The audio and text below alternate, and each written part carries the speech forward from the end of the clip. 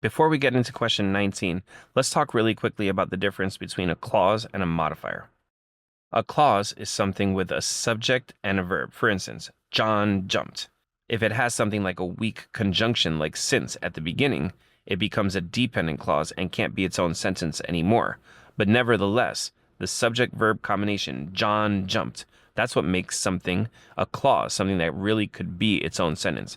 On the other hand, you have the opposite of that, something that can't be its own sentence, and that's the idea of a modifier. It's missing the subject, the verb, or both. So if I say while jumping, there's no mention of John or he in there, so there's no subject, and ing words by definition are not verbs, so there's no verb. So that yellow part of that sentence is a modifier, and it can't be its own sentence, and by definition it gets attached to the rest of the sentence with commas. So let's look for modifiers here. With a blend of traditional design elements, such as these ceilings, and modern ones, such as floor-to-ceiling windows, transitional design splits the difference between old and new, a mixture that is increasingly seen in home interiors in the US.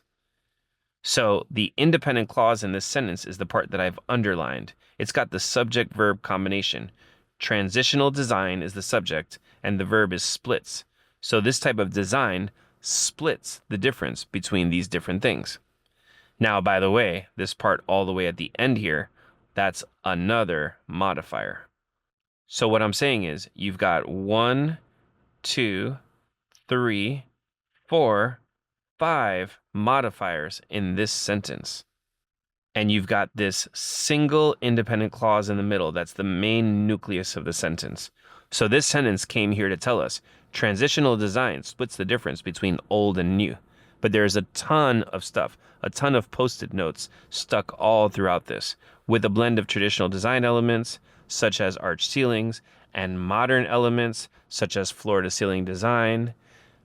Transitional design splits the difference between old and new, a mixture that's increasingly seen in home interiors. So identifying the independent clause versus the modifiers kind of tells you that D has to be the answer. And once again, that's because modifiers are attached to the rest of the sentence with commas.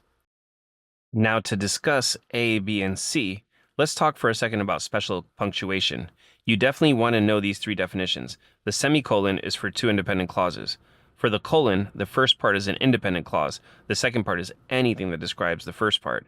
And for the long dash, one long dash would be a colon, and two of them would be a set of parentheses. So we're doing that really fast. We'll get into more detail on those later. But we definitely don't have two independent clauses, so we can't put a semicolon. And one long dash counts as a colon, and for a colon, the first part needs to be an independent clause. And it's actually the yellow part, the part after the dash, that's the independent clause here. So that doesn't work. And C is just a period, and obviously periods separate things that could be their own sentence. And we've already discussed how the part before the yellow here could not have been its own sentence. So the answer here is D.